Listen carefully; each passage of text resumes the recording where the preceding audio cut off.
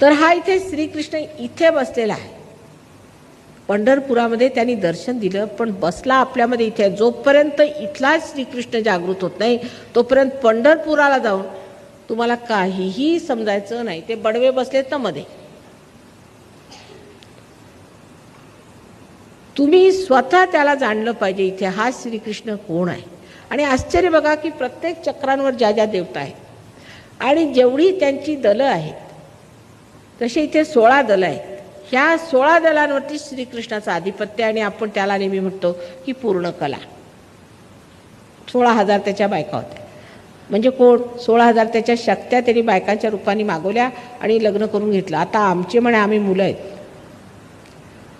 पुरुषाला हेच बरं होतं, साक्षात पुरुष आहेत ते.